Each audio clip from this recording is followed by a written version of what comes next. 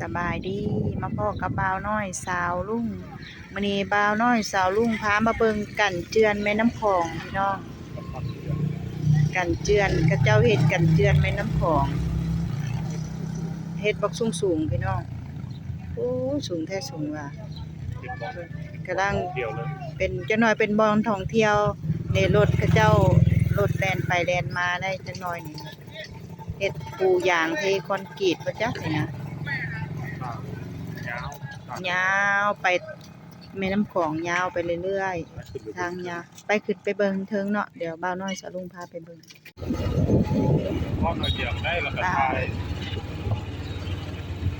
ยังบ่แล้วครับ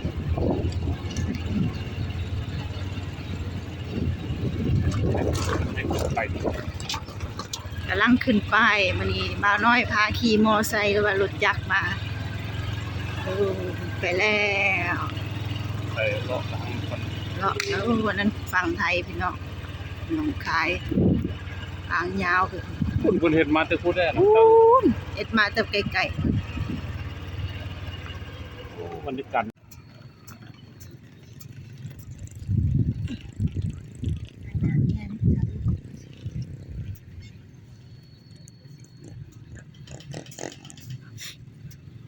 บรรยากาศยามแลงพี่น้อง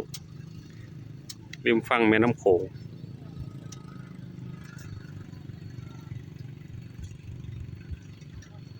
ประเทศเป็นกันเจือนหรือว่าตะฟังเจือนเนี่ยกันตะฟังเจือนจะอยู่นครหลวงเนี่ยฝั่งลาวนครหลวงก็เห็นว่าน่าจะเป็นแลนด์มาร์คหรือว่าแหล่งท่องเที่ยวริมแม่น้ำโขงเป็นหนทางเลาะเรียบริมแม่น้ำโขงเลย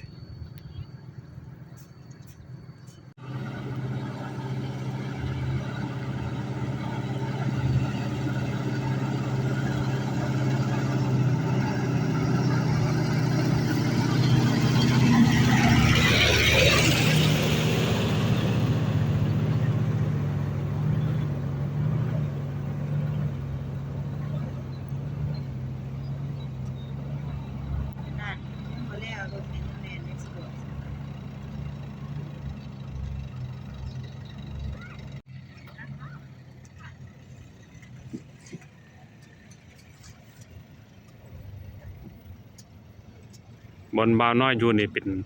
เขตบ้านแก้งยางเนาะเมืองหาดเสฟองตัวคนสร้างมาโพ้นคนสร้างมาแต่ลักซีคน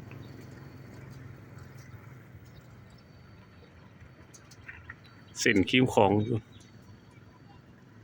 คนสร้าง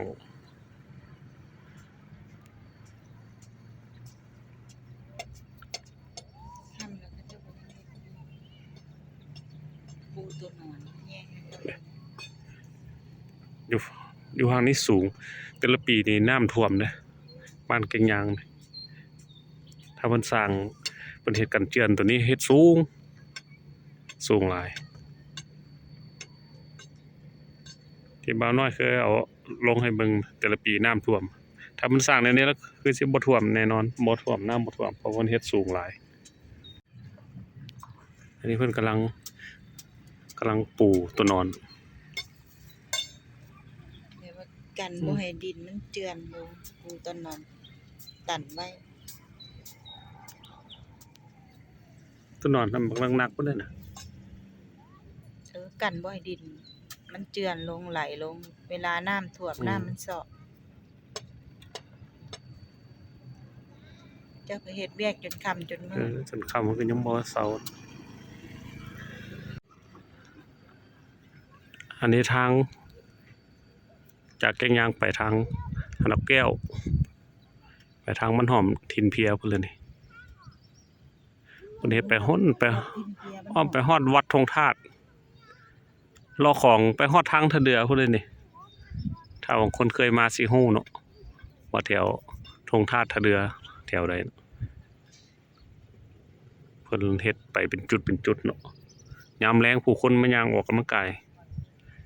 เหมาะเลยแหละเหมาะแก่การเป็นบ่อนท่องเที่ยวยามแล้งเพราะบรรยากาศดีหลาย ริมโขงนี่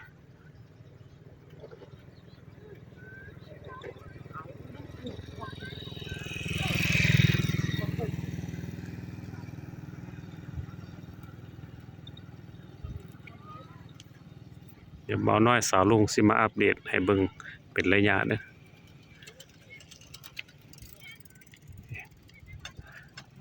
เพิ่นปั่นรถถีบย่างออกกำลังกายกันโอ้ยบักยาวๆไปพุ่นนะตอนนี้กำลังสร้างเหมาะแก่การย่างเหมาะแก่การปั่นออกกำลังกายเลย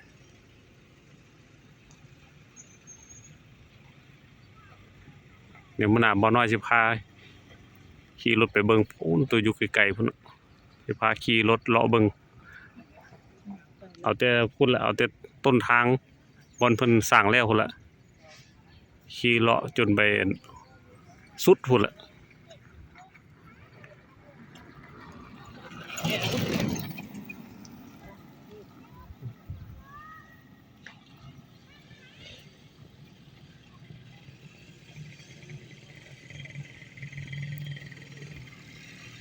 ตัวเพิ่นสร้างแล้วน่ะบ่าวน้อยเคยถ่ายลงให้มึงหลายคลิปอยู่ดอกเกี่ยวกับเพิ่นกำลังสร้างตัวที่แรกพุ่นอยู่แถวหาดดอนจันทน์พุ่น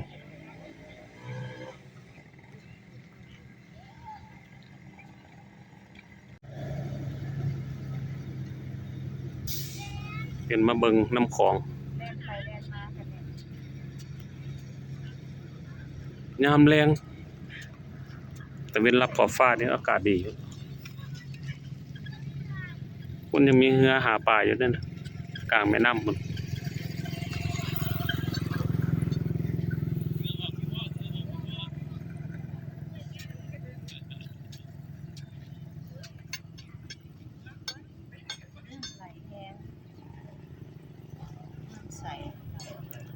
ช่วงนี้เป็น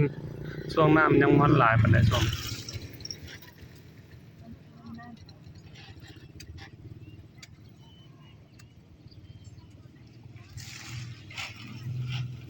ฝากพุ่นก็เป็นฝาก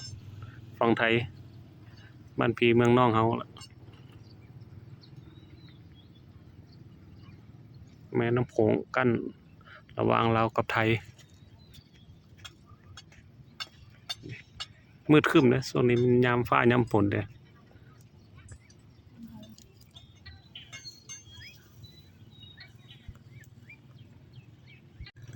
ตอนนี้ก็ค่ำมืดมาแล้วเนาะเดี๋ยวมื้อหน้าบ่าวน้อยสาวลุงสิมาถ่ายช่วงตะเวนยังพรตกดินให้เบิ่งพอถ่ายตอนนี้รู้สึกว่าอยากมืดได้แล้วสุดท้ายนี้บ่าวน้อยสาวลุงก็ขอขอบใจ FC ปัตตุภูทุกคนที่เข้ามารับชมให้กำลังใจเนาะมาแล้วสาวลุงกลับบ้านก่อนเด้อค่ำมืดมาแล้วตอนนี้